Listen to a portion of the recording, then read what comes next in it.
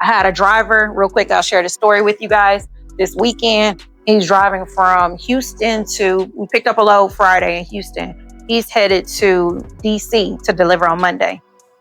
Gets pulled over on Saturday. I'm at a graduation. He gets pulled over, and my team was handling it. I didn't even know what was going on. But I'm looking at his track, and I see he stopped, and it's on the side of the road. He'd been over there for a couple hours. So I just reached out to my team. I'm like, hey, what's going on with KD? And they're like, we're going to update you. Call us when you get free. I'm like, all right. So when I leave the graduation and the dinner, I call, what's going on? That's another thing. You never off the clock when you a boss, right? No, you don't get to say like, you going out of vacation. No, even when you have a team, I got 5 employees who work in my office, and then I got 7 drivers. We ain't never off on the weekends. We steady on our phones, on our emails, contacting the brokers, updating them, managing the drivers, making sure they're where they're supposed to be. They said, she was like, KD got pulled over. I'm like, oh my God, what happened? Was it a DOT inspection? She was like, well, it started off that way. So DOT inspection went wrong. He had a firearm on him. Going to DC. Now, I'm gonna ask you a question. Was that illegal for him to have a firearm? No, it's not. Some states, correct. So you got to know that as well before you get out there on the road. You got to know the rules and policies for having certain things if you want to carry, if you're going to go across state line. We go everywhere, all 48 states, except for Canada. We ain't in Canada. We go everywhere but Canada. Because I'm going where the money resides. That's why I tell my team, and they know that. They were like, oh, Miss Coco, we going to Utah, yo. And then we might come back on down to Florida. Like, so get ready. But anyway, a firearm on him. This DOT inspection lasted about 2 hours. Hey, what's going on? So my team tells me, yeah, well, I said, does he have his paperwork? Like, what's going on? She was like, nah, they taking him to jail. I'm like, taking him to jail? Illegal firearm, no paperwork on him. They ran that firearm, and guess what? Stolen. He done got it off the street now. So he in jail. Okay. And y'all know where he got pulled over at? Yes. Where? Close. Nope, not Texas. We was leaving Texas going to DC. Not yet. He ain't even made it that far. Mississippi.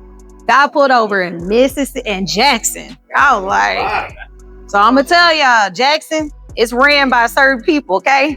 That's all I'm gonna say. And they ready to lock your ass up. Just telling you that now. So I'm like, why would you risk your job? Like, and here's this guy.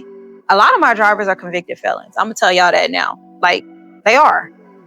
My business partner out of Dallas, she actually goes to this church, and at the church they have a program for convicted felons who wanted to turn their life over and can't find employment, and she goes and finds a lot of her drivers there. So a lot of our drivers, because collectively we got 16 trucks on our whole company, a lot of them are convicted felons. And you know, the name of my company is called Right Steps, right? So I give people new opportunities.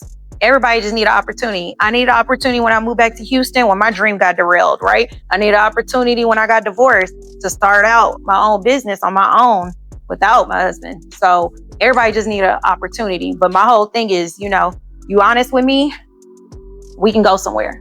You know, if you got my back, I got your back. Don't put my company in jeopardy. If you do, I ain't got your back. I can't help you.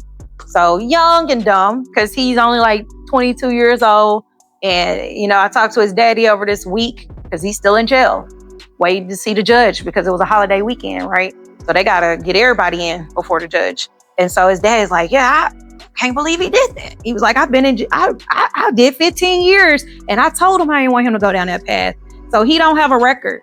He didn't have to have an illegal firearm. And then there's more to the story. When they ran this firearm, guess what? The person, you done been, listen. They said, oh, the person's deceased. So guess what? They're not about to let him out. They have to figure out what happened. Correct. So he in jail, and guess where my truck at? Impound. Yep. Yeah, guess how much it cost for me to get it out? $500. Nah, not quite 25. It was like 1,300 because you know what? It was like 800 to tow. plus tax, plus credit card fees, plus there's a daily storage fee. And so it happened on Saturday. I didn't get it out until Tuesday because guess what? They was closed till Tuesday because Monday was a holiday.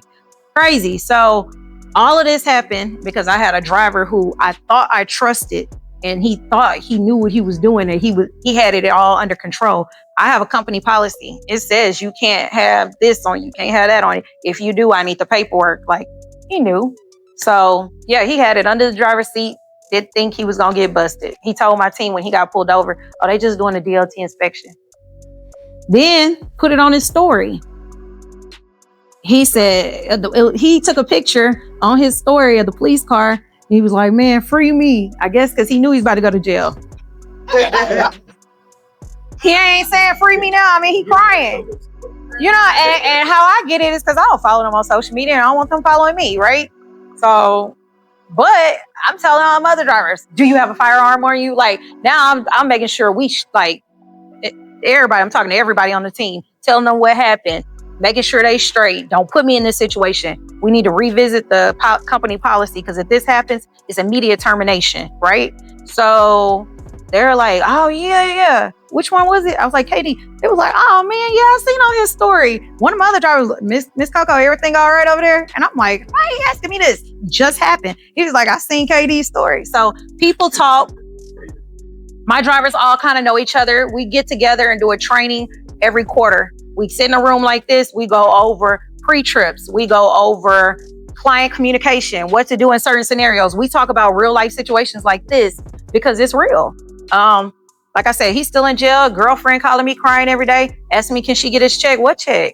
Like, I said, oh, you want to pay for this impound to get this truck out, or the plane ticket where I had to go fly my recovery driver out there to go recover my customer load? Because I got 2 loads on the back of the truck and both of them was due on Tuesday. So now we late. And I got charged a late fee for both loads because they were supposed to be there Tuesday morning. Didn't get my driver there till Tuesday. So he didn't get to DC till when? Thursday to deliver those loads. So no. Ain't no paycheck. Yeah, that's $1,200 there. It's a plane ticket there. It's late fees here. It's a lot. It's a lot. So I just want you guys to understand the cost of doing business. Yes, you're going to make a lot of money. You can be super successful. You know, sky's the limit. And I mean, I literally have that on my phone.